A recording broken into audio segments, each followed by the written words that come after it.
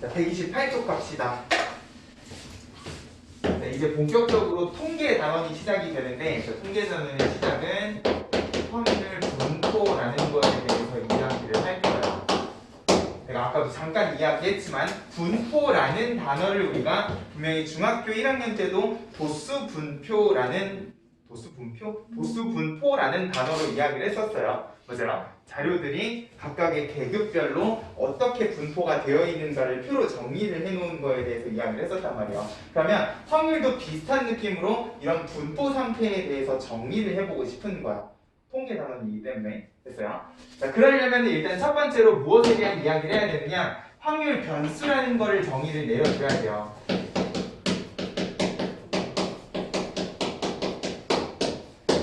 자, 우리가 확률 단원까지는 어떤 사건에 대해서 이야기를 할 때 항상 사건은 무엇과 매치되는 개념이시다 보니까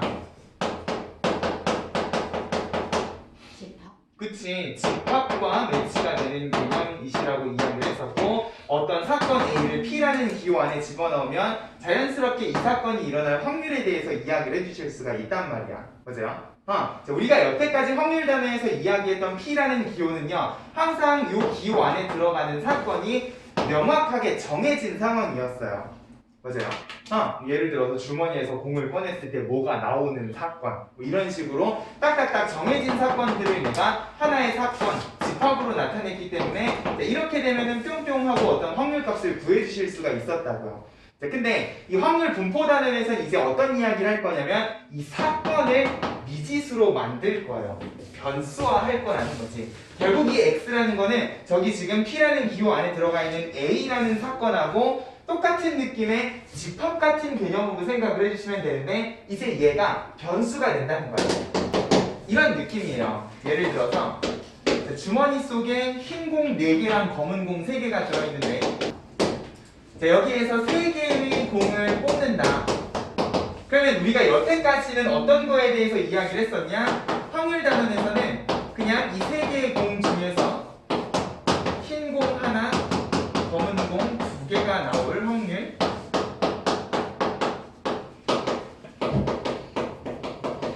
하고 사건을 딱 정했다고요. 주머니에서 공을 3개를 꺼냈을 때 이 3개 중에 하나가 흰 공이고 2개가 검은 공 이런 식으로 공의 개수를 딱 정해놓으면 확률 찾을 수 있어 없어?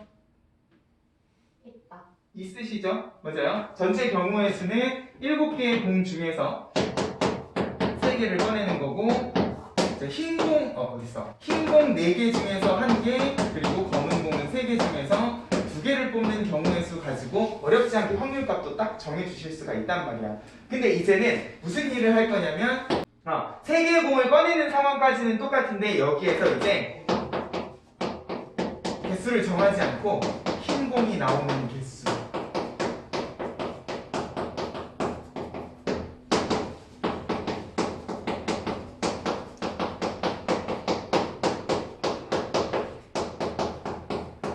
이런 식으로 개수를 딱 정하지 않고 이런 식으로 변수화를 시키겠다는 거예요.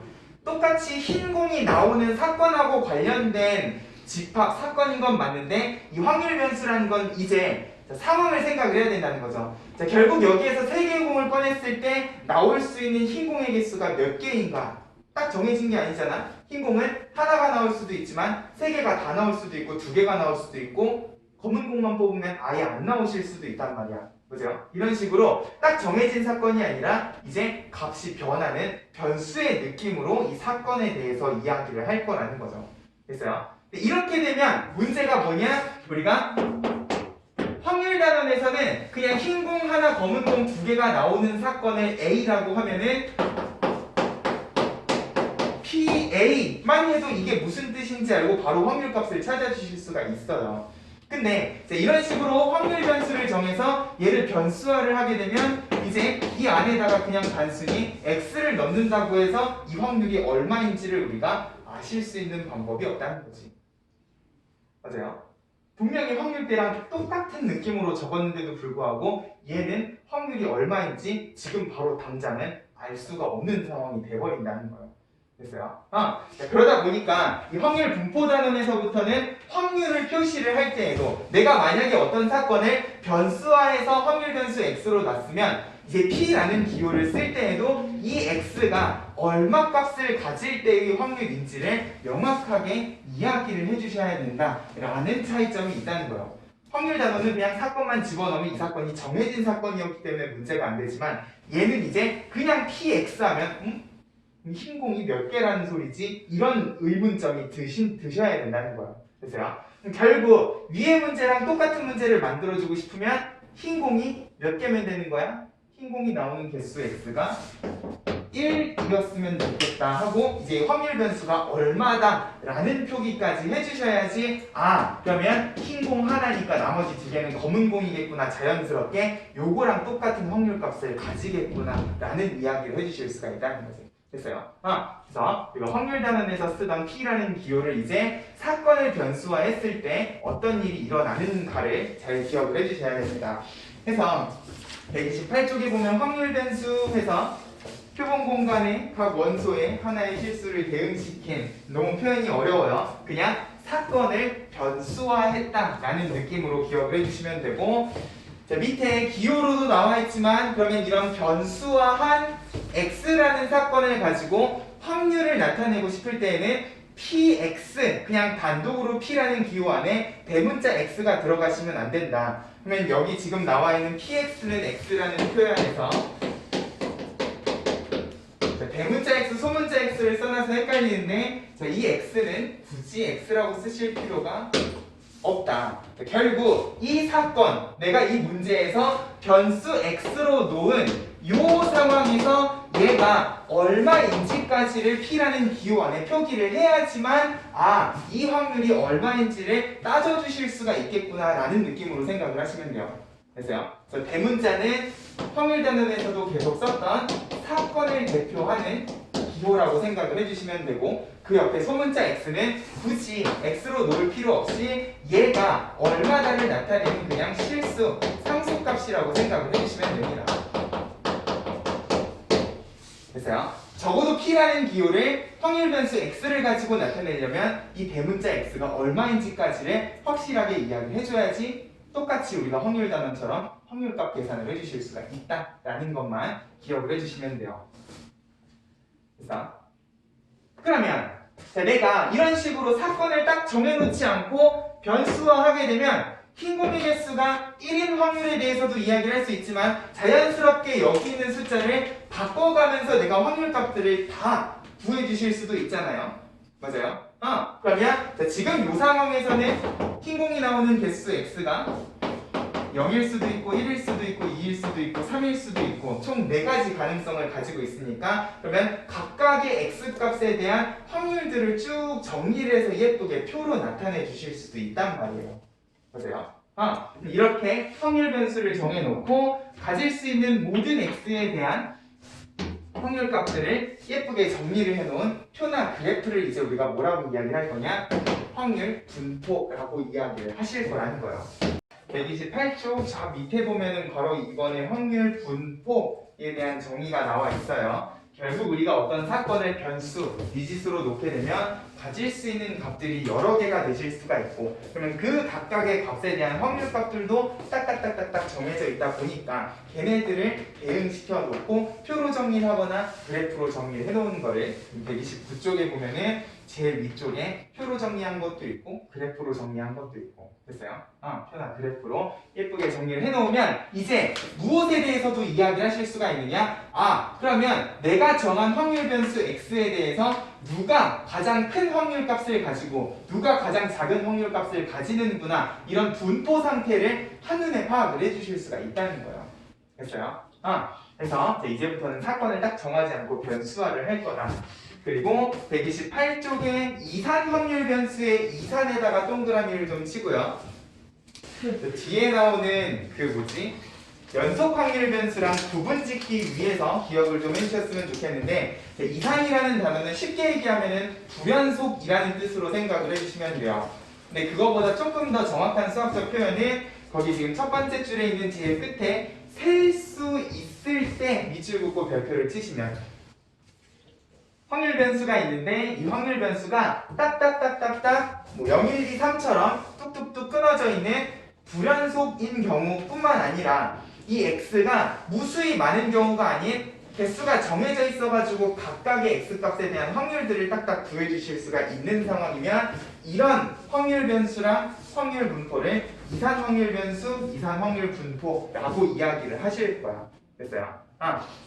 지금 당장은 우리가 이산이라는 표현을 기억을 할 필요는 없어요. 근데 나중에 우리가 연속 확률 분포를 배우고 나면 걔랑 부분 짓기 위해서 그냥 기억만 해놓으시자. 자, 그리고 지금 개념 원리에 나와 있는 확률 분포 정의를 보면은 x가 가질 수 있는 값이 뿅뿅뿅뿅이고 이들 각각의 값에 대한 확률 값이 p1, p2에서 뿅뿅하고 정리가 돼 있을 때 이들 사이에 대응 관계라는 표현을 썼어요. 대응 관계에다가 동그라미를 치고요. 우리 대응이라는 거 언제 배웠어요?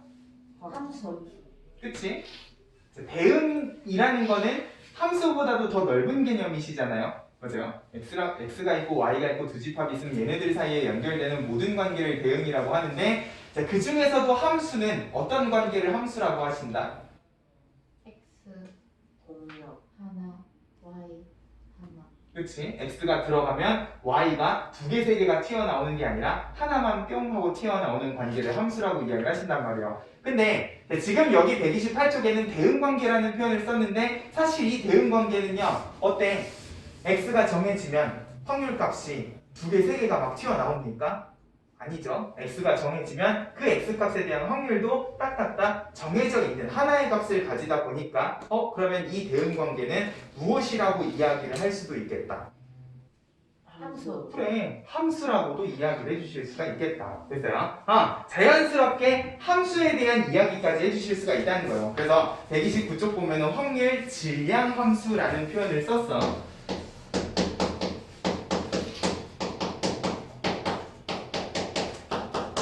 이 확률 변수 x랑 그 x값에 대한 확률값이 1대1로 뭐 1대1이라고 하면은 표현상에 오류가 좀 있으니까 대응 관계가 x값 하나에 y가 확률값이 여러 개가 튀어나오는 게 아니라 딱 하나씩 정해지다 보니까 이 대응 관계는 함수라고 이야기를 해주실 수도 있겠구나. 그러면 이 사이에 껴있는 질량이라는 표현은요. 누구 때문에 생긴 개념이라고 생각을 해주시면 되냐?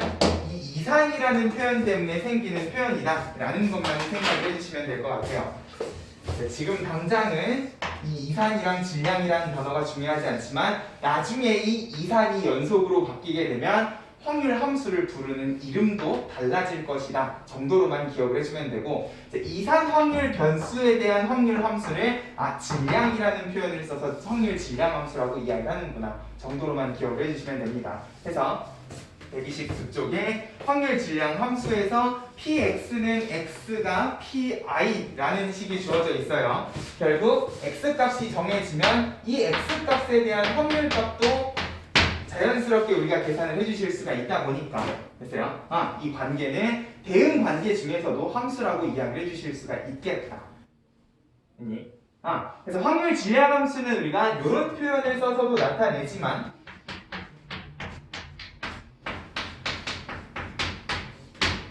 이제는 얘가 미지수 x가 되시는 거예요. 이거는 그냥 사건을 나타내는 기호라고 생각을 해주시면 되고 실제 들어가는 값은 요 값이라고 이야기를 했는데 그러면 내가 얘를 미지수 x로 놨을 때 자연스럽게 나는 이 확률 값을 요 x에 대한 관계식의 형태로 정리를 해줄 수도 있지 않겠습니까? 맞아요.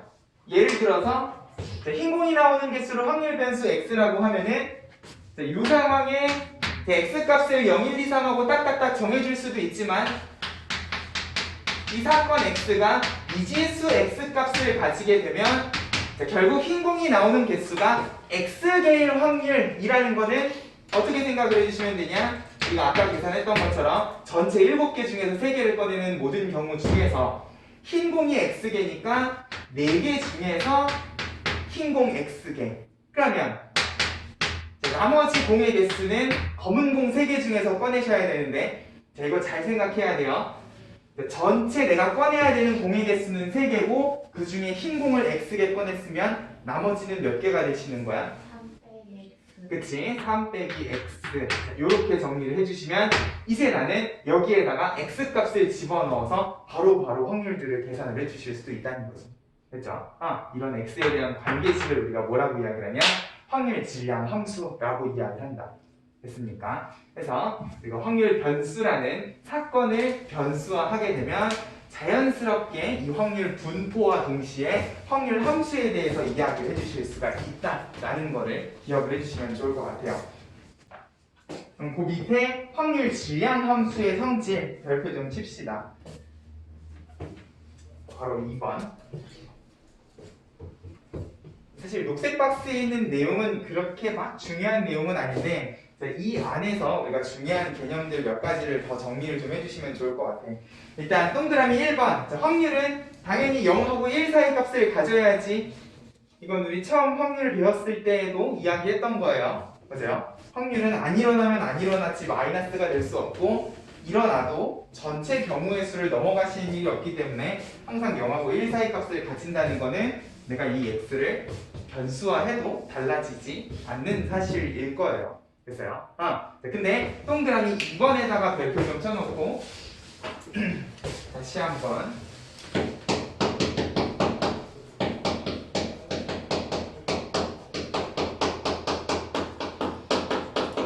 이 자리에다가 확률 변수의 특징에 대해서 2가지만 정리를 할게요.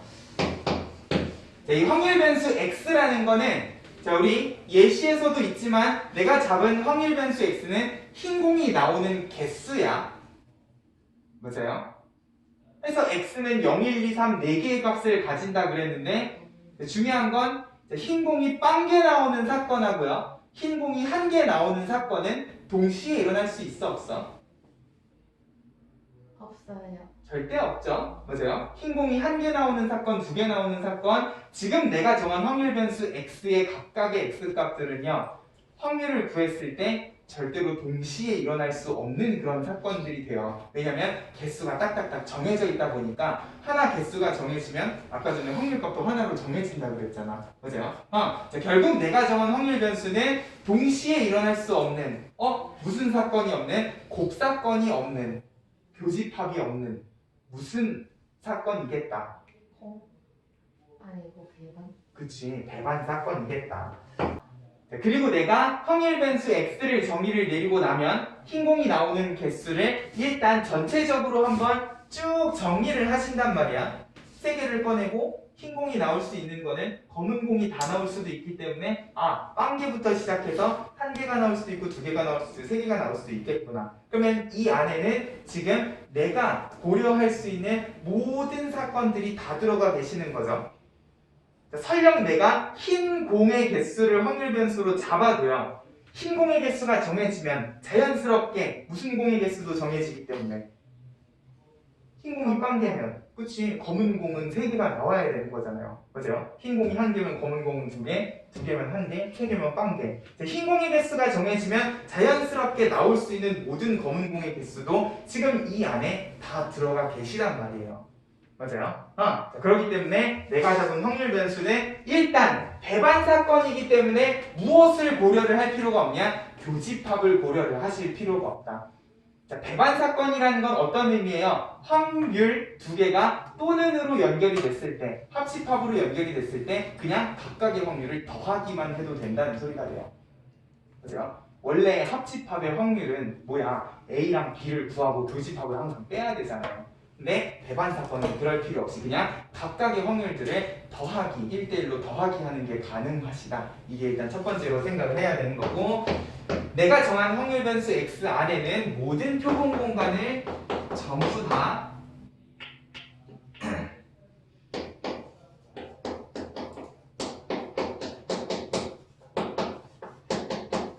포함을 하고 있다 보니까 동그라미 2번처럼 P1, P2, P3 모든 확률들을 그냥 다 더해도 따로 고려해야 되는, 빼야 되는 교집합이 없으시고 맞아요? 그리고 주어진 모든 x값에 대한 확률을 다 더하면 모든 표본 공간이 포함되어 있기 때문에 전체 확률의 합이 1이다라는 특징을 가지고 계시다는 거예요. 그래서요. 여기는 지금 그냥 확률의 총합은 1이다 라고만 나와 있는데 얘가 왜 교집합을 고려 안 하고 그냥 모든 확률들을 더하기만 했는지, 그리고 왜 다 더하면 1이 되는지가 이 두 가지 확률 변수가 가지고 있는 특징 때문에 그렇다라는 것까지 기억을 해주시면 됐어요. 이제 확률 분포 단원부터는 동시에 일어나는 사건에 대해서 고려를 하실 필요가 없다. 그냥 내가 표로 정리를 했으면, 확률값들을 예쁘게 정리를 했으면 걔네들을 그냥 더하기만 해주셔도 내가 원하는 합사건의 확률들을 찾아주실 수가 있을 거다.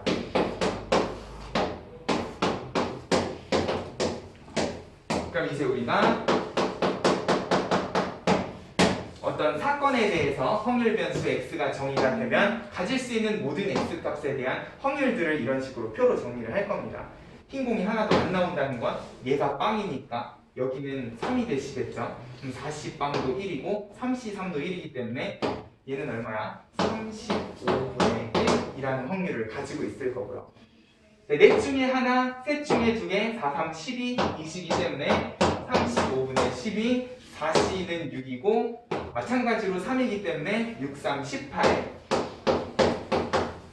그리고 얘는 빵이니까 한 가지, 4C, 3은 네 가지에서 35분의 4 하게 되면 자연스럽게 내가 구한 모든 확률의 합이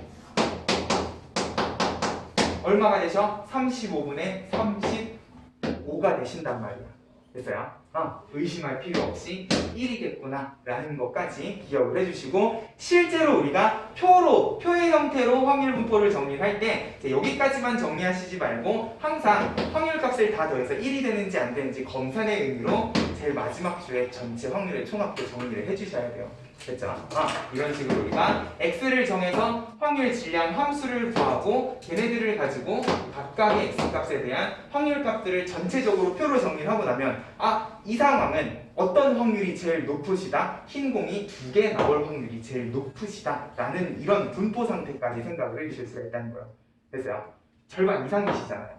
그죠? 그리고 제일 안 일어나는 거는 흰 공이 하나도 안 나오는 경우가 제일 안 일어나겠구나, 이런 식으로 어떤 확률이 높고 낮은지를 한눈으로 파악을 해주실 수가 있을 거라는 거지. 됐죠? 일단은 요것들을 정리를 할 건데, 자, 하나 빼먹었네요. 동그라미 3번.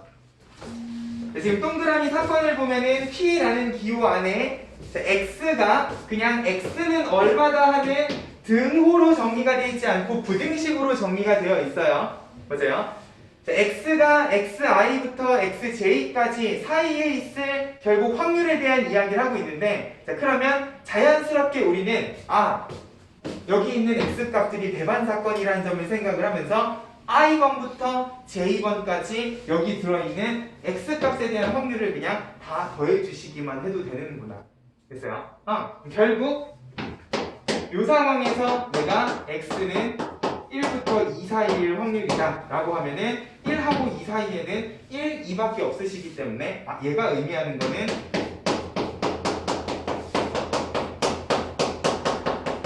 이걸 의미하는구나 라는 느낌으로 생각을 해주셔도 된다는 거예요.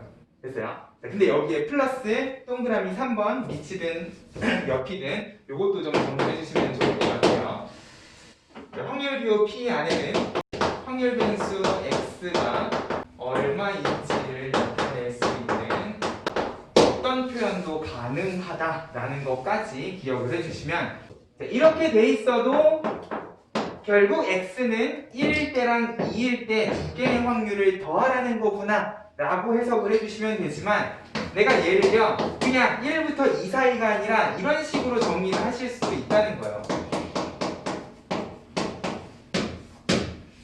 확률 변수 x를 가지고 2차 부등식을 만들어. 근데 얘는요, 결국 풀고 나면 1하고 2 사이 아니야? 맞아요? 얘랑 똑같은 부등식이 되시고, 그러면 이 안에도 결국은 이거랑 똑같은 확률을 나타내고 있다는 거예요. 됐어요? 그럼 이게 2차 부등식뿐만 아니라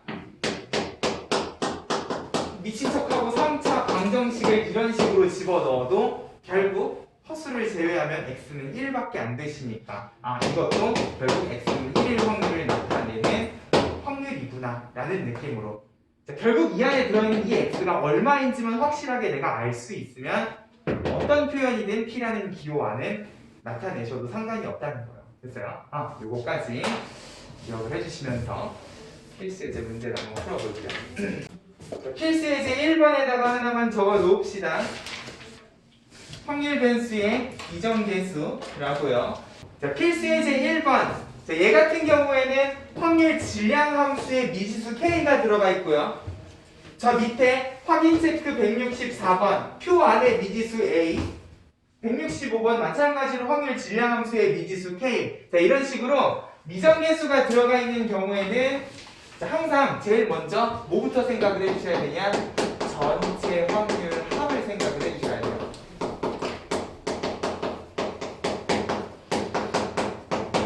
자, 전체 확률의 합은 얼마여야 되기 때문에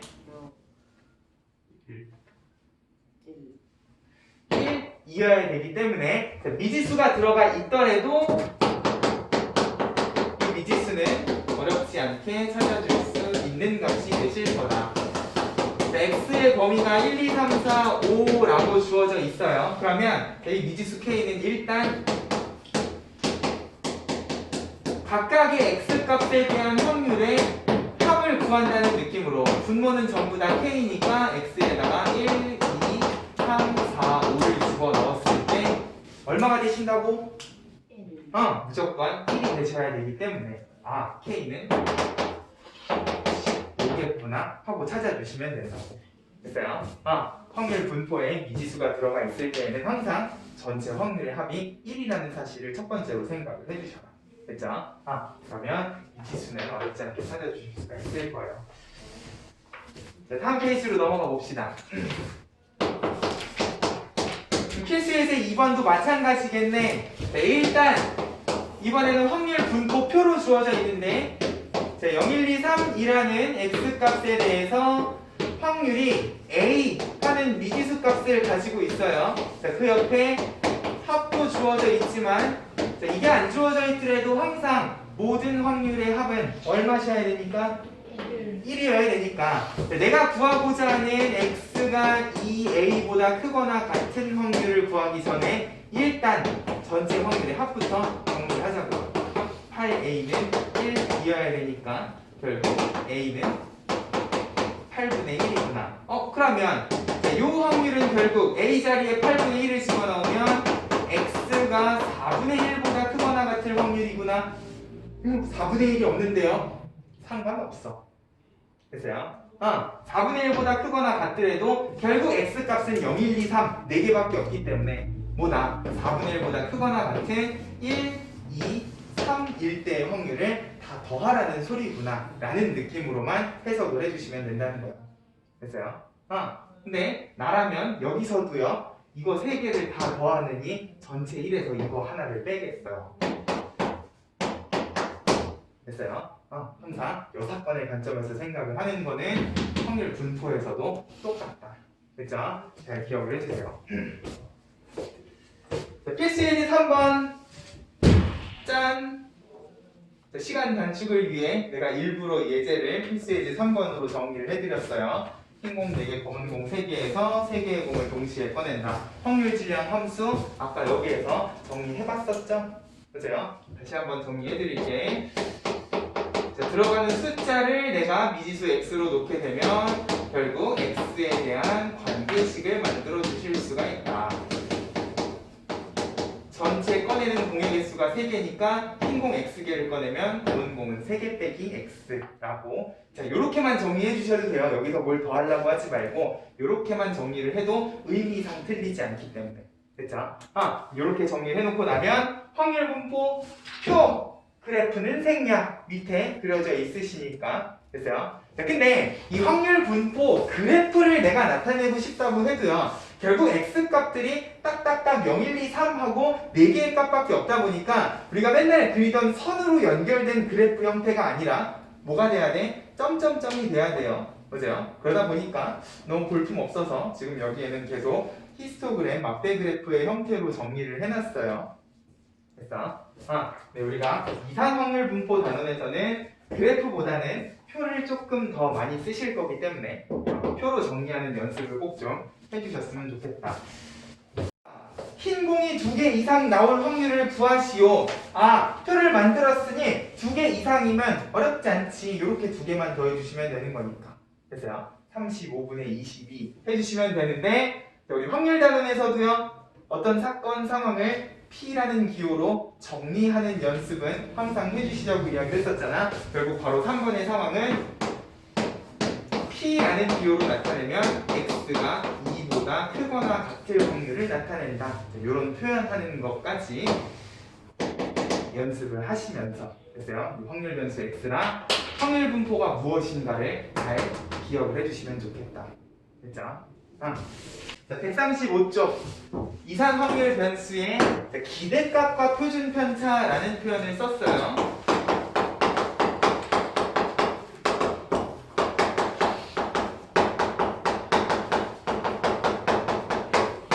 근데 기대값은 그냥 평균이라고 생각을 해주시면 돼요. 그럼 왜 확률 분포에서는 평균이라는 표현을 쓰지 않고 기대값이라는 표현을 쓰는가? 사실 이게 평균이면 구하는 방법 자체는 어렵지가 않은데 이거 왜 기대값이라는 표현을 쓰는가도 생각을 해주시면 좋을 것 같아요. 자, 우리가 아까 전에 흰 공, 검은 공에서 3개의 공을 꺼내는 상황에 대해서 이야기를 했단 말이야. 근데 지금 여기 표에 정리된 숫자들은요, 실제 내가 35번을 꺼내서 흰 공이 한 번도 안 나오는 게 한 번, 흰 공이 한 번 나오는 게 12번, 2번 나오는 게 18번, 3개 나오는 게 4번 이라는 의미가 아니시죠? 지금 여기 계산해 놓은 것들은 전부 다 무슨 확률이에요? 수학.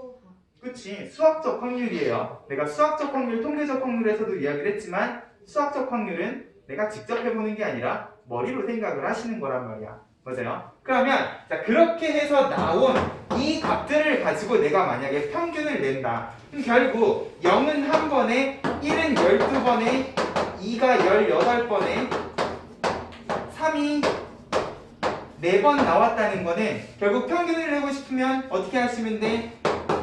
도수분포 때처럼 0은 한 번, 1은 12번, 2는 18번, 3은 4번. 자, 전체 개수는 몇 개시기 때문에? 그래, 35개이기 때문에 전체 개수 35개로 나눠주시면 아마 평균은 나올 거예요.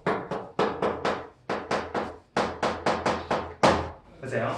근데 이거는 내가 직접 공을 꺼낸 결과를 가지고 낸 평균이 아니시잖아요. 맞아요? 그럼 이렇게 해서 계산을 하면 얼마가 나오는가 한번 봅시다.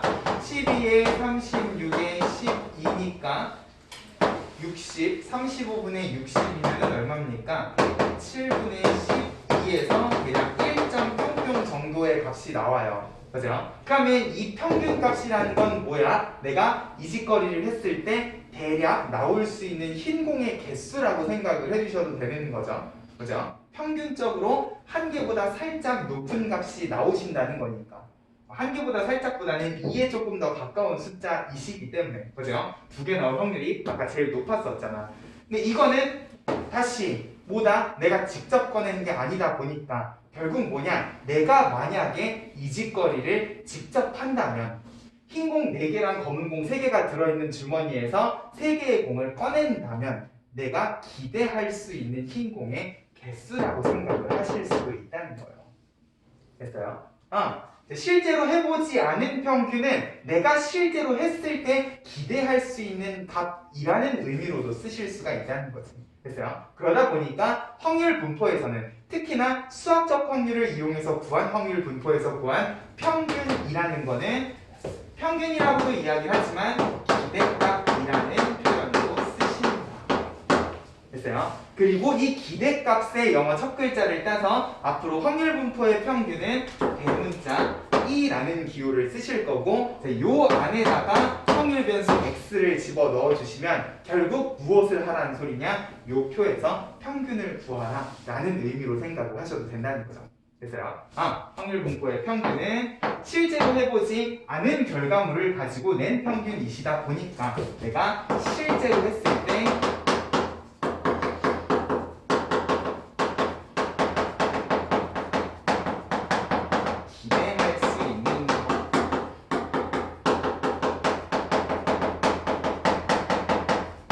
정도로 해석을 해주시면 된다.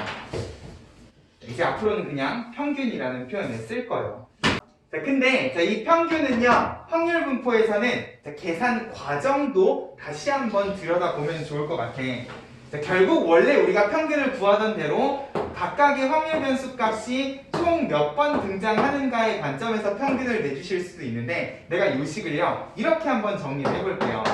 자, 요렇게 더하기는 분모가 하나면 요렇게 따로따로 정리하시는 것도 가능하잖아. 보세요. 그러면 내가 요만큼을 0 곱하기 35분의 1, 그리고 얘는 1 곱하기 35분의 12, 얘는 2 곱하기 35분의 18, 그리고 3 곱하기 35분의 4 라고 적어도 수식적으로 큰 차이가 없으시죠?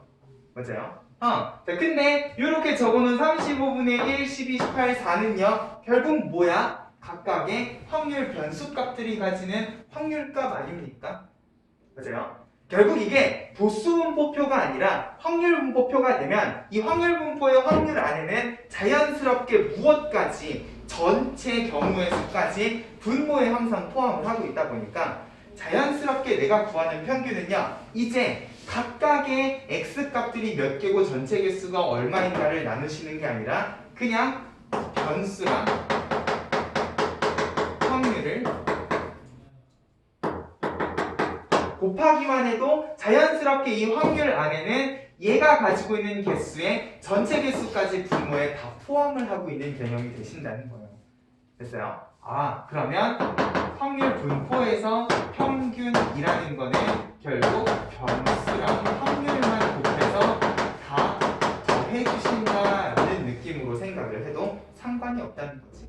됐어요? 책에는 아마 x, y, p, y라는 표현을 썼을 겁니다.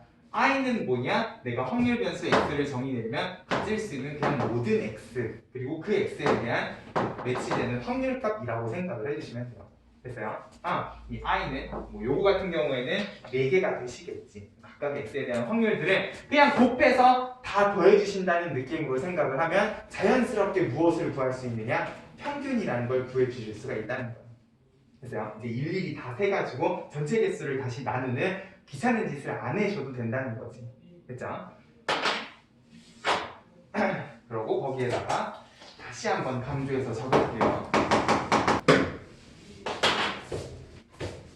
자, 개념 원리에는 평균을 구하는 과정이 그냥 일일이 다 곱해서 더하기로 줄줄줄 더해놨는데 이거는 내가 예전에도 잠깐 이야기했지만 수학원을 안 배운 학생들도 공부를 할 수 있게끔 만들어 놓은 책이다 보니까 그런 거고 우리는 얘네들을 더하는 걸 시그마라는 기호를 이용해서 간단하게 정리하실 수 있으니까 그래요? 결국 시그마가 붙어있으면 얘네들을 전부 계산해서 더하라 라는 의미구나 라는 느낌으로 생각을 해주시면 돼요. 자, 그럼 내가 왜 이 평균을 계산하는 과정을 2번이나 강조를 해서 이야기를 하느냐? 자, 결국 우리가 어떤 분포 상태에 대해서 이야기를 할 때에는 평균만 이야기를 하는 게 아니라 산포도에 대해서도 이야기를 하셔야 되기 때문에 그래요. 그래서 평균을 이야기했으면 분산, 표준 편차도 이야기를 하셔야 된단 말이에요.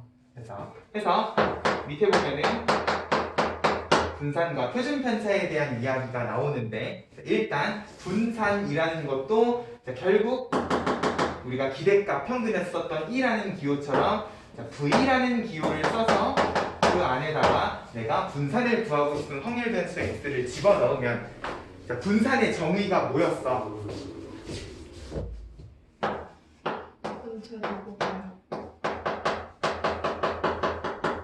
편차 제곱의 평균이었잖아. 맞아요? 뭐? 평균이시라고요. 결국 내가 요 확률 분포표에서 평균을 구했어. 그러면 이 평균 값을 가지고요 무엇을 해주실 수 있겠어? 변수 마이너스 평균, 변수 마이너스 평균 해가지고 편차를 구하실 수가 있단 말이야. 맞아요? 여기에서 요거를 빼면 마이너스 7분의 12 마이너스 7분의 얼마야? 5죠? 7분의 2 7분의 9 이런 식으로 편차를 구하면 자, 편차들을 그냥 다 더하면 얼마가 되시기 때문에 우리는 편차를 제곱해서 평균을 내실 건데 그러면 각각의 x값에 대한 편차 제곱값들을 다 정리를 해주실 수가 있잖아. 맞아요? 그럼 난 이걸 가지고 뭘 할 거라고? 평균을 구할 거라고.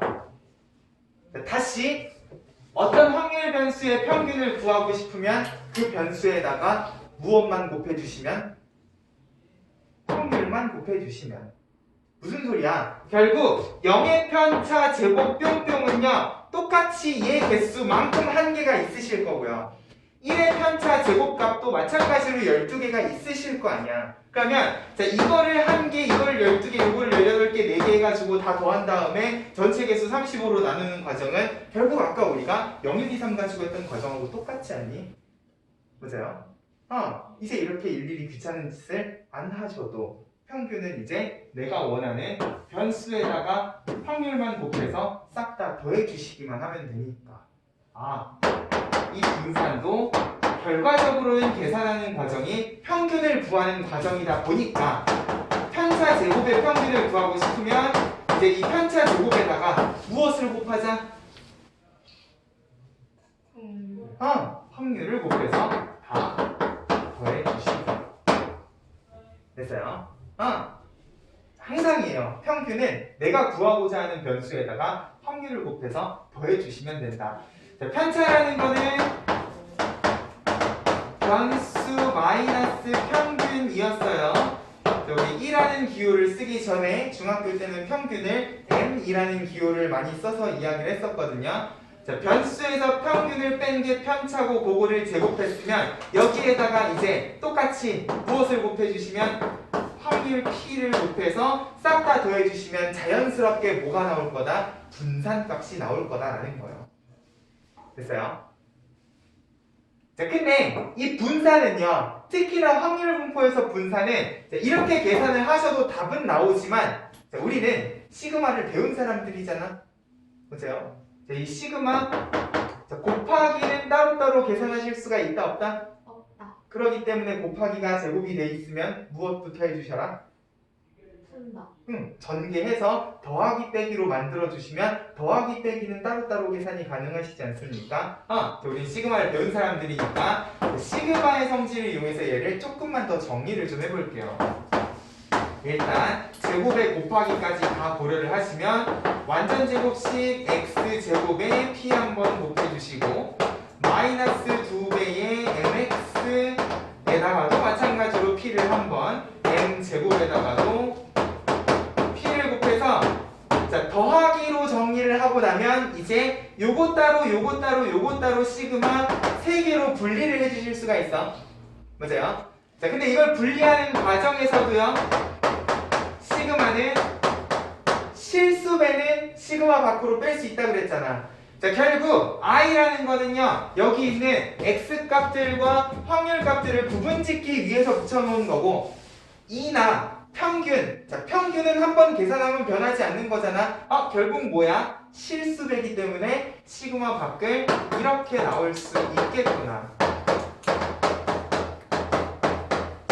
맞아요? 마찬가지로 m제곱도 실수배의 관점에서 시그마 밖으로 빼고 나면 이거랑 이거는 우리가 알고 있는 값이라는 거예요. 이게 뭐야? 확률만 싹 다 더해 놓은 거잖아. 대체합은 얼마라고 배웠습니까? 1. 그러면 이건 그냥 1이겠네. 맞아요? 자 그리고 여기 EM을 뽑아내고 난 X랑 P의 곱은요 뭐야? 변수 곱하기 확률의 합이니까 무엇이 되겠다? 기대값. 그치 평균이 되시겠다. 맞아요? 평균은 EX라고도 쓰지만 M이라고 지금 여기에서는 쓰셨으니까 이것은 그냥 M이구나 라고 하시면 자, 이 부분이 어떻게 되는지 알아? 얘는 그냥 마이너스 2m제곱이 되고요 얘는 1 곱하기 m제곱이니까 마이너스 m제곱만 이렇게 남으신다는 거예요. 됐어요? 자, 결국 우리는 요놈의 정체만 파악을 해주시면 되거든. 그러면 제일 앞에 붙어있는 이놈의 정체는 무엇인가? 자, 근데 얘도요, 생긴 모양이 결국은 확률이 곱해진 합이시거든? 그럼 다시 확률이 곱해진 합은 항상 무엇이기 때문에? 누군가의 평균이시기 때문에. 맞아요? 자, 지금 요거 같은 경우에는 확률이 어디에 곱해진 상황이야?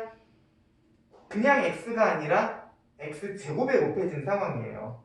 맞아요? 자, 확률 변수가 0, 1, 2, 3이면 이걸 제곱한 값은 0, 1, 4, 9잖아. 자, 이 값에다가 지금 확률을 곱해서 더해 놓은 상황이시라는 거죠. 그러면 얘도요. 확률을 곱해서 더했으니까 누군가의 평균일 것이다 라는 관점에서 x제곱의 평균이라고 이야기를 해주실 수가 있다라는 거야. 됐어요? 항상 뭔가 뿅뿅에다가 확률을 곱해서 더하면 누군가의 평균이실 거다라는 것만 잘 기억을 해주시면, 그래서 내가 아까 2번이나 강조를 한 거야. 여기서도 이야기를 할 거고 여기서도 이야기를 할 거고 여기서도 이야기를 할 거기 때문에. 그래서 자, 그러면 이 부분을요 우리가 어떻게 정리를 해주실 수가 있느냐. 자, 아까는 간소화하기 위해서 m이라는 기호를 썼는데 결국 m은 무엇과 같기 때문에 EX 기대값이라는 표현으로도 쓰실 수가 있기 때문에. 맞아요? 그리고 얘는 변수 x를 제곱을 한 상태에서 확률을 곱해서 더해놨으니까 평균은 평균인데 누구의 평균? x제곱의 평균이겠다라는 느낌으로 정리를 해주시면, 자, 분산은요 이렇게 계산하는 것도 가능하다는 거예요. 제곱의 평균에서 평균의 제곱을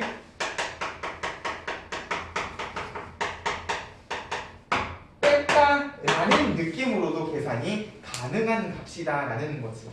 그래서 중학교 때 3포도 문제를 조금 심도 있게 공부를 해본 사람들은 아마 저 표현을 들어봤을 건데, 자, 못 들어봤어도 지금 잘 기억을 해주셔야 돼요. 특히나 확률 분포에서는 분산의 원래 정의인 편차 제곱의 평균보다도 무엇을 더 많이 쓰실 거기 때문에 이 제곱의 평균 마이너스 평균의 제곱 계산을 훨씬 더 많이 할 거기 때문에.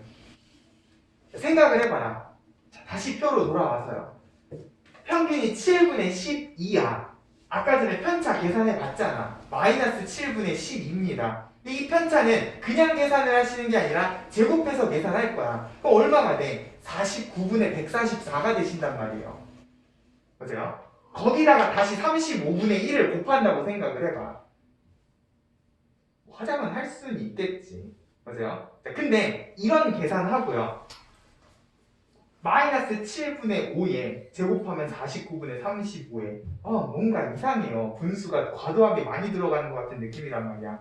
근데 내가 여기에서 편차를 구하지 않고 x제곱의 평균을 구한다고 하면 x제곱은 그냥 얼마시니까 0, 1, 4, 9이기 때문에 이렇게 곱해서 더하는 거는 별로 그렇게 어렵지 않죠.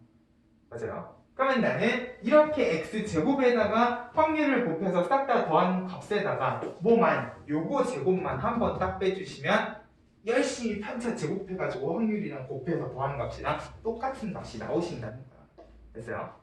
선택은 너희의 몫이지만 나는 개인적으로 이것보다는 이거를 훨씬 더 선호한다는 거죠. 됐어요? 어차피 똑같은 결과가 나오면 조금 더 계산이 간단한 방법을 이용을 하시자는 거야. 됐습니까? 그래서 지금 여기 두 번째 녹색 박스에도 잘 정리가 되어 있습니다. 분산은 첫 번째 이 x-m 제곱, 이게 뭐야? 편차 제곱의 평균이라는 소리예요. 됐어요? x에다 평균을 빼서 제곱을 해놨으니까 편차 제곱을 2라는 기호 안에다 넣어놓으면 자연스럽게 뭐가 되냐? 그것의 평균이 되실 거기 때문에. 됐어요? 근데 이것보다 그 옆에 있는 x제곱의 평균에서 x평균의 제곱을 뺀다는 느낌으로 계산을 해도 똑같은 분산값은 나올 거다라는 거죠. 그래서 가운데 식에다가는 편차 제곱의 평균, 제일 끝에 오른쪽 식에다가는 제곱의 평균 마이너스 평균의 제곱이라는 표현을 적어주시면 될 거고, 여기까지만 너네가 잘 버티면 표준 편차는 그냥 뭐니까? 분산 분산의 양의 제곱근이기 때문에 루트 내가 열심히 계산한 분산만 집어 넣어주시면 된다. 됐어요? 표준 편차는 얘를 나타내는 기호만 잘 기억을 하시자. 자, 6x 아니에요. 자, 이 6처럼 생긴 기호는 알파, 베타, 감마의 친구인 시그마 20입니다. 됐어? 이것도 시그마고 이것도 시그마야. 얘는 대문자, 얘는 소문자예요. 됐어요?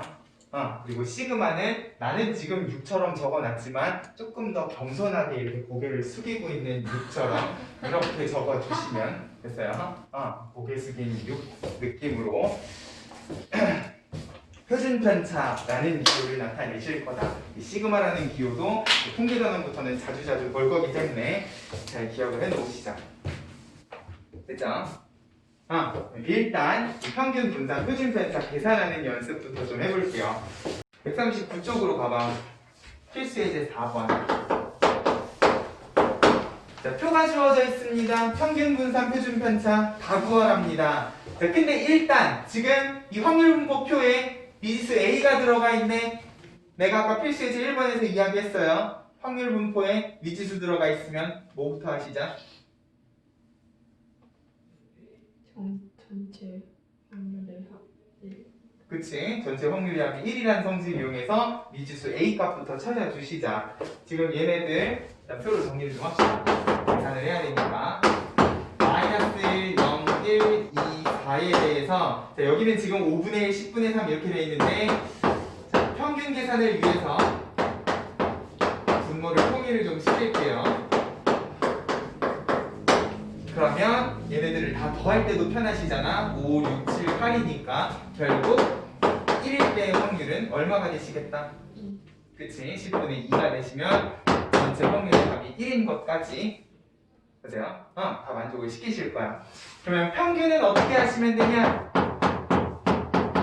그냥 쭈루루룩 다 곱해주시면 돼요. 근데 내가 만약에 분모를 통분을 해놨다. 그러면 분모는 그냥 10 해놓고 이렇게 곱해주시면 되는 거지. 우리가 실제로 평균 계산하시듯이 마이너스 1은 2개, 0은 생략, 2에 8 해주시면 평균이 1이네. 보세요. 평균을 구했으면 분산.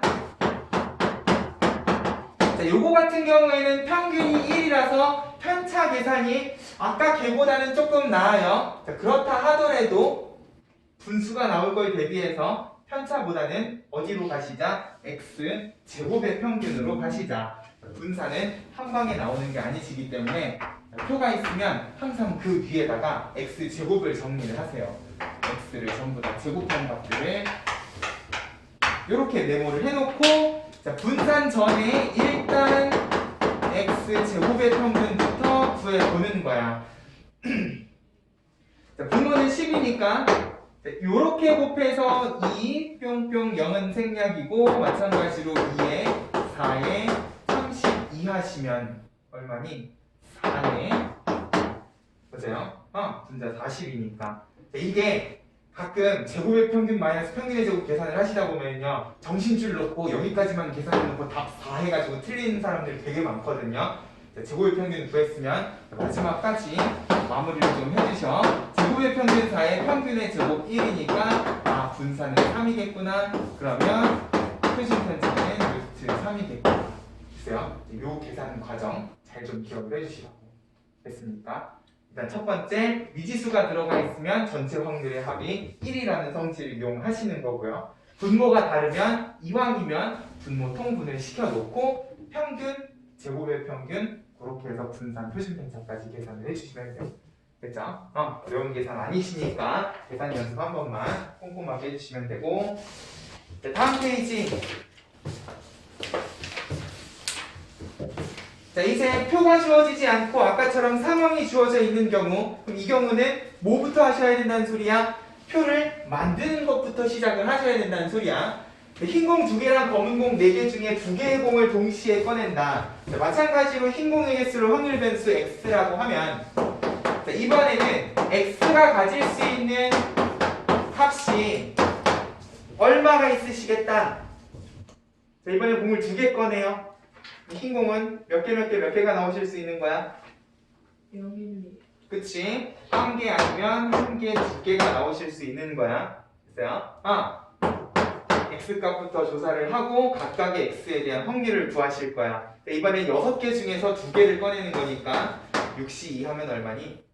15. 15분의 흰 공이 하나도 안 나온다는 건 검은 공만 2개가 나오시는 거잖아요. 4시 2 약분이 되더라도 일단 참자. 흰 공 하나면 검은 공도 하나, 둘 중에 하나, 넷 중에 하나니까 8가지 경우의 수를 가지면 이것도요. 이렇게 생각을 하셔도 돼요. 흰 공 2개면 2개 중에 2개니까 1개 하셔도 되는데 내가 만약에 앞에 계산해 놓은 확률값에 자신이 있잖아. 그러면 마지막 건 계산을 사실 안 해도 되죠. 14면 나머지는 1개겠구나 라고 전체 확률의 합을 가지고 찾아주셔도 된다는 거예요. 됐어요? 일단 표부터 만들어 놓고 요걸 가지고 이제 뭘 하는 거야? 평균, 분산, 표준 편차를 구하는 거야. 됐어요? 분산을 구하는 과정에 항상 우리는 제곱의 평균도 구할 거니까 애초에 처음에 내가 표를 만드는 과정부터 위에다가 빈자리를 하나 만들어 놓으세요. 나는 x 제곱의 평균도 구할 거기 때문에 이렇게 정리를 해놓고 x의 평균, 제곱의 평균 계산해가지고 분산, 표준 편차까지. 됐죠? 표 만드는 것부터 차근차근히 연습을 해주시면 될 겁니다. 필수예제 6번. 한 개의 동전을 2번 던지는 시행에서 앞면이 나올 때마다 100원, 뒷면이 나올 때마다 20원의 상금을 받는다. 이 시행에서 받을 수 있는 상금을 확률 변수 x라 할 때, 그러면 이것도 마찬가지로 활용 문제이기 때문에 일단 표부터 정리를 하셔야 돼요. 앞면이 나올 때마다 100원이고 뒷면이 나올 때마다 20원이야. 2번을 던져요. 그럼 내가 받을 수 있는 상금은 최소 얼마야? 40원. 그쵸? 40원이시고 앞면 하나에 뒷면 하나면 앞면 둘이면 200이기 때문에 이번엔 상금이 확률 변수예요. 근데 확률은 어때? 앞면 혹은 뒷면이 나오는 횟수이신 거잖아요. 뒷면만 2번 나온다. 동전을 2번 던지면 전체 경우의 수는 4가지고 둘 다 뒷면인 경우는 1가지. 그래서 앞면 하나, 뒷면 하나는 2가지, 뒷면 2개는 1가지. 그러면 어렵지 않게 평균 찾아주실 수 있을 겁니다. 됐어요? 표 만들고 평균 구하는 연습들 열심히 하시라는 소리야. 다시 앞으로 돌아갈게요. 136쪽. 136쪽을 보면은 이산 확률 변수 ax 플러스 b의 평균 분산 표준 편차라고 되어 있는데, 자, 여기서 이산 지울게요. 꼭 이산 아니어도 상관이 없습니다. 큰 단번에 나와 있는 ax 플러스 b의 평균 분산 표준 편차는 어느 확률 변수를 가지고 이야기를 해도 상관이 없으시기 때문에 꼭 이산일 필요는 없고요. 자, 결국 뭐냐? 확률 변수 x에다가 똑같이 a를 곱하고 b를 더했을 때 평균 분산 표준 편차가 어떻게 되느냐, 이거에 대해서 이야기를 하고 싶다는 거예요. 잘 생각해봐라. 자, 이게 어떤 상황이냐면 너네가 시험을 쳤어요. 전 과목 점수가 나왔잖아. 근데 OMR 기기에 문제가 생겨가지고 번호 하나를 잘못 체크를 했대요. 그래서 전 과목 점수를 2점씩 올려준답니다. 생각만 해도 기쁘지 않니? 그죠? 전 과목 점수가 2점이 올라가면 내 평균이 몇 점 올라가는 거야? 2점. 그치, 맞아요. 모든 값들이 똑같이 2점씩 올라가게 되면 평균도 똑같이 2점이 올라가는 거예요. 맞아요? 지금 그 얘기를 하고 싶은 거야. 됐어? 그럼 곱하기는 뭐야? 점수가 2배가 되려면 일단 50점 밑으로 내려가야 되긴 하지만, 만약에 너네 모든 전 과목 점수가 2배가 됐다고 생각을 하면 평균도 똑같이 그냥 2배가 되시는 거죠. 맞아요? 이 얘기에 대해서 하고 싶다는 거예요. 결국 확률 변수 x에 a를 곱하고 b를 더했다는 건 모든 확률 변수에 똑같은 숫자를 곱하기 더하기를 했을 때 상황이시고, 이거는 너네 학교 시험 점수 평균 낼 때 상황이랑 비슷한 느낌으로 생각을 해주셔도 된다는 거야. 자, 일단 증명은 지금 여기 나와 있는 것처럼 얘는 시그마를 안 쓰시긴 하셨지만 결국 시그마를 이용을 해서 증명을 하시는 건데, 자, 굳이 시그마까지 가지 않더라도요, 어떤 확률 변수 1, 2, 3, 4, 5가 있다고 생각을 한번 해볼게요. 1, 2, 3, 4, 5가 적힌 카드가 한 장씩 있다. 그러면 확률은 사이좋게 5분의 1이 되실 거니까 확률 부분에 신경 쓰지 말고 계산을 한번 해보자는 거야. 그럼 1, 2, 3, 4, 5는 평균이 얼마죠?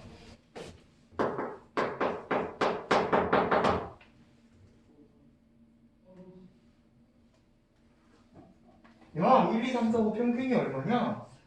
이게 어렵냐? 3이잖아요.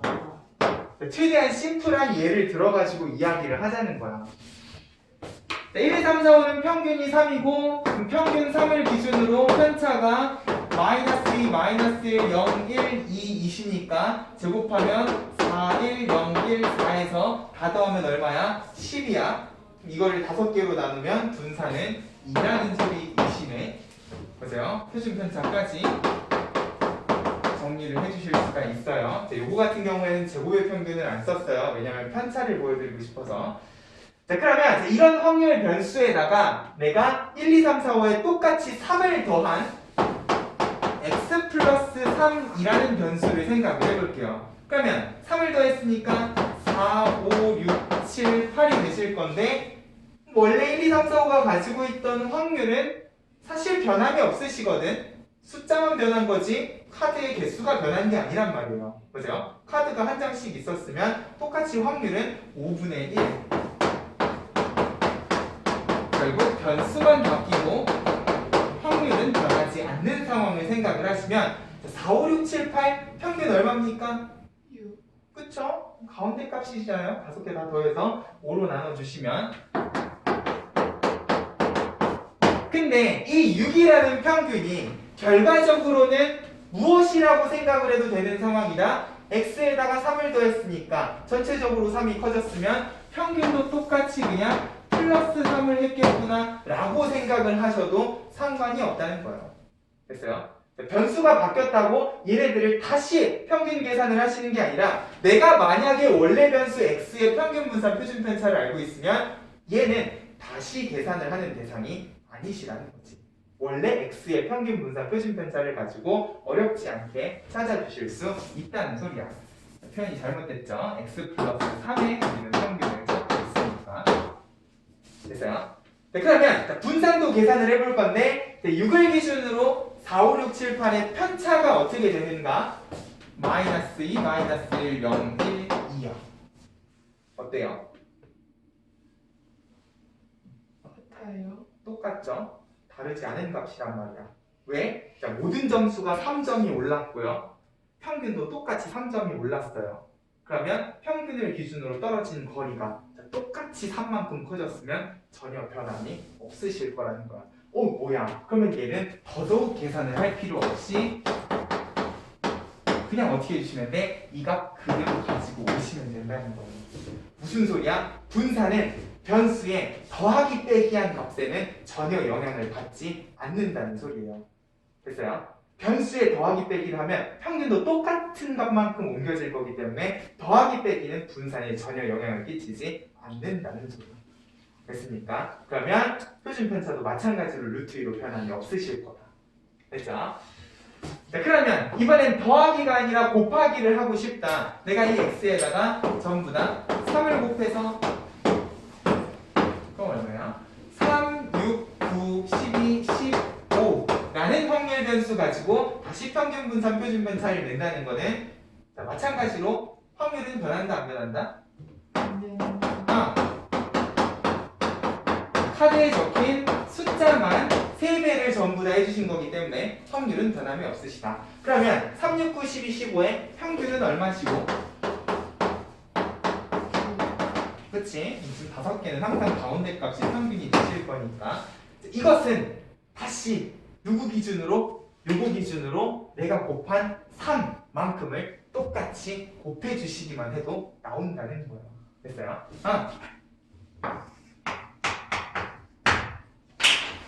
그러면 분산. 자, 다시 편차를 구할 건데 평균 9를 기준으로 3, 6, 9, 12, 15의 편차는 이제 마이너스 6, 마이너스 3, 0, 3, 6이 돼요.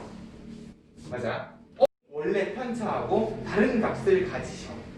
근데 이 달라진 값은요, 결국 내가 곱한 이 3배만큼 편차도 달라지신다는 거예요. 아 뭐야, 곱하기는 편차도 똑같이 곱한 만큼 벌어지신다는 소리지. 그래서요, 마이너스 1이던 게 마이너스 3이 되고 마이너스 2던 게 마이너스 6이 되니까 편차는 곱하기에는 영향을 받는다. 그러면 3배가 된 편차를 난 뭐 할 거니까 제곱을 해서 평균을 낼 거기 때문에 그러면 3배가 된 편차가 제곱이 되면 결국 몇 배가 되신다는 소리야? 9배가 되신다는 소리죠. 그러면 9배가 된 편차 제곱을 가지고 평균을 내. 그러면 분산은 계산을 안 해봐도 여기에 9배겠구나 라고 생각을 하시면 된다는 거죠. 분산은 더하기 빼기에는 영향을 안 받지만 누구한테는 영향을 받냐? 변수에 곱해진 요 숫자에는 영향을 받으신다는 거예요. 어떻게? 제곱만큼. 됐어요? 왜? 분산은 편차를 제곱해서 평균을 내기 때문에 3배를 했으면 이 3배를 제곱까지 해주셔야 된다는 거지. 됐어요? 그러면 2배를 했어. 분산은 몇 배가 되신다는 소리야? 네. 4배가 되신다는 소리고요. 절반을 쳤어. 그럼 분산은 4분의 1이 되신다는 소리가 되는 거예요. 그래서 항상 내가 곱한 숫자에 제곱만큼의 영향을 받는구나 라는 것만 기억을 해주시면, 지금 여기 136쪽에 있는 ax 플러스 b의 평균 분산 표준 편차가 정확히 똑같은 소리를 하고 있다. 자, 결국 동그라미 1번의 평균 이 ax 플러스 b라는 거는 이제 내가 변수를 다 a를 곱하고 b를 더한 다음에 표로 다시 정리를 하시는 게 아니라 평균은 그냥 뭐만 해주시면 되냐? x에 곱해진 a랑 더해진 b를 평균에도 똑같이 계산을 해주시면 된다는 거예요. 됐어요? 그러면 분산 v ax 플러스 b는 누구의 영향은 안 받으시니까, 더하기의 영향은 안 받으시니까 b는 무시를 하시되 곱한 a는 항상 어떻게? 제곱을 해서 원래 분산 vx에다가 곱해주시면 된다는 거예요. 됐어요? 표준 편차는 분산의 루트이기 때문에, 제곱근이기 때문에 분산만 구했으면 표준 편차는 어렵지 않게 구할 수 있을 건데, 절대값이 붙은 이유는 뭐냐? 지금 나는 3을 곱했지만 마이너스 3을 곱해도 상황은 달라지지 않을 거라는 거죠. 됐어요? 3을 곱하나 마이너스 3을 곱하나 편차가 3배가 된다는 사실은 변함이 없으니까. 그래서 우리는 절대값 3배만 그대로 가지고 오시면 된다라는 느낌으로 생각을 하시면, 자, 결국 이 큰 3번이 이야기하고 싶은 건 뭐냐? 변수가 달라졌을 때 너네가 다시 확률 분포표를 만들 필요가 없다는 이야기를 하고 싶은 거예요. 됐어요? 자, 원래 확률 변수 x의 평균 분산 표준 편차를 알고 있으면 ax 플러스 b는 그냥 얘네들을 최대한 활용을 해주시자는 거지. 여기 있는 성질을 이용해서. 그래서 자, 이런 느낌으로 저 뒤에 있는 필수 예제 7번, 8번, 9번 문제를 볼게요. 자, 평균 0, 분산이 1인 확률 변수 x에 대해서 y는 ax 플러스 b의 평균이 5고 분산이 100이다. 그러면 자, 이 y, y의 평균이라는 거는 결국 x의 평균에다가도 똑같이 a를 곱하고 b를 더하면 되니까. 근데 원래 평균이 얼마였어? 0이었잖아요. 그러면 얘는 b가 될 거고, 얘가 100, 아니지, 평균이 5라 그랬으니까 얘가 5면 b는 5구나. 미지수 b값 찾아주실 수 있다는 거예요. 자, y의 분산은 b랑은 연관이 없고 a 제곱에 의해서 결정이 되시니까, x의 분산은 1이었고 그러면 얘는 a 제곱인데 그것이 100이 되시면 내가 곱한 a는 플러스 마이너스 10 중에 단조건 a는 양수라고 그랬으니까 10이겠구나. 됐어요? 요 성질만 알고 있으면 x의 평균 분산 가지고 x를 지지고 볶은 변수에 대해서도 평균 분산 값을 어렵지 않게 찾아주실 수가 있을 거다. 필수 예제 8번. 자, 다시 등장한 미지수 a는 어떻게 해주시면 된다? 천정인데 하긴 그쵸? 합의 1이라는 성질 이용해서 밑에 풀이 나와 있어요. a가 5분의 1이면 결국 1일 확률은 5분의 2, 10분의 4라는 소리고 2일 확률은 10분의 2라는 소리잖아. 이거 가지고 평균 분산 표준 편차 그냥 x인 채로 구하실 수 있단 말이에요. 맞아요? 자, 내가 구하고자 하는 건 4x-5의 평균 분산 표준 편차인데 그럼 여기에는 x에다가 4를 곱하고 5를 빼가지고 정리를 하시는 게 아니라 그냥 여기 있는 표 자체 x의 평균 분산 표준 편차 계산을 하신 다음에 평균은 그렇게 구한 x의 평균에다가 4를 곱하고 5를 빼시면 되고 분산은 마이너스 5는 무시하고 16만 곱해주시면 된다. 이런 느낌으로 됐어요? 계산만 해주시면 될 거예요. 계산 집에 가서 직접 해보시고 필수 예제 9번 합격품이 2개 포함된 4개의 제품 중에서 2개의 제품을 동시에 꺼낼 때 나오는 합격품의 개수를 확률 변수 x라고 하자. 자, 이 문제는 더더욱 자, 구해야 되는 게 평균은 3x 플러스 2고요. 분산은 마이너스 3x 플러스 2란 말이야. 이런 식으로 평균과 분산 기호에 들어간 변수가 제각각이면 개판이죠. 뭐야 그럼 3x 플러스 2에 대해서도 표를 만들고 마이너스 3x 플러스 2에 대해서도 다시 표를 만들어서 평균 분산 표준 편차를 2번 구해야 되냐? 그게 아니라고요. 됐어요? 자, 결국 나는 3x 플러스 2든 마이너스 3x 플러스 2든 일단 x가 어떤 평균 분산 표준 편차를 가지는가만 체크를 하시면 되고요. 자, 4개 중에 2개의 합격품이 포함됐다 그랬으니까 자, 2개를 꺼내는 거는 4개 중에 2개를 꺼내는 6가지 경우의 수가 되실 거고 합격품은 안 나올 수도 있고 1개 또는 2개가 나오실 수 있으니까 합격품이 안 나온다는 거는 불량품만 2개 나오신다는 거고요. 그죠? 1개는 합격품 하나, 불량품 하나, 둘 중에 하나니까 6분의 4에 6분의 1. 표 만드는 건 어렵지 않단 말이에요. 됐어요? 그러면 요거 가지고 x제곱도 정리를 하셔서 평균 분산을 구했으면 자, 요거는 답지의 힘을 빌립시다. 평균은 1이고 분산은 3분의 1이랍니다. 계산하실 수 있는 거니까. 그러면 3x 플러스 2의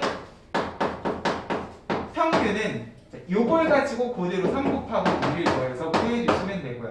분산은 다시 마이너스 3x 플러스 2면 원래 분산에다가 얼마만 곱해주시면 되겠다?